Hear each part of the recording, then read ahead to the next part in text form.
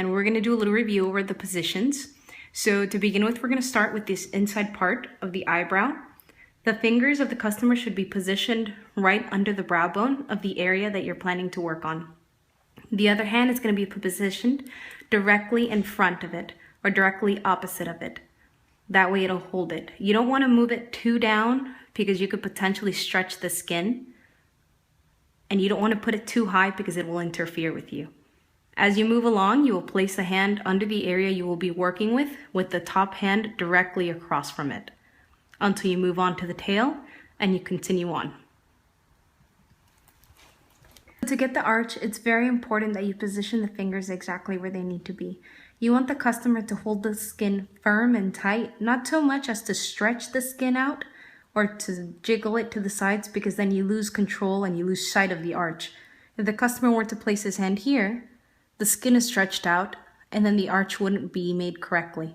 So you want them to place it, just tight enough that they can sustain it without moving the arch around or changing the shape. To make the perfect shape, you have to know what the customer wants. This portion right here where she has the thread on, you're going to want to hold it straight. Same as in this portion, you're going to want it straight as well, straight across that you can pluck the hair. And also on the bottom, you also want to maintain the straightness on that side and on the inside of the tail. For the arch part, the tricky part, you want to slowly arch the thread.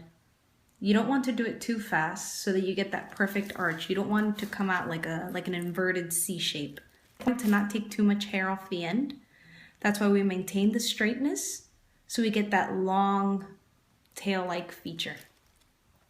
Okay, the middle part is also very important. You want the thread to be straight across. You don't want to curve it, and you don't want a big gap either. Ideally, you would like to follow the lines of the nose bone. Take off only a little bit portion so the nose continues getting that long and elongated look.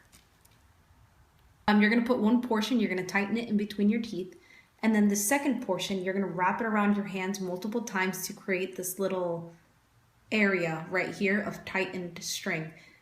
The eyebrow hair is going to go in this loop right here. You must be very careful. Whatever goes in here will be taken off. So it's very important that you do it slowly and take your time to get the shape that the customer desires.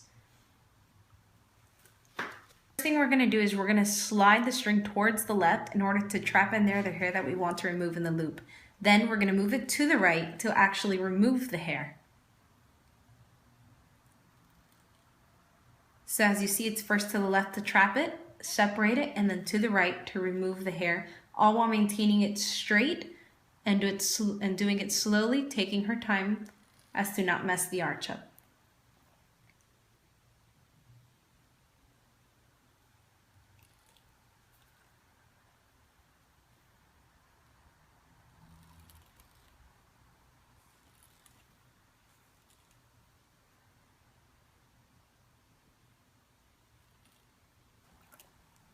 So as we said before, we're going to hold the skin tightly as to not stretch it out directly in front of each other.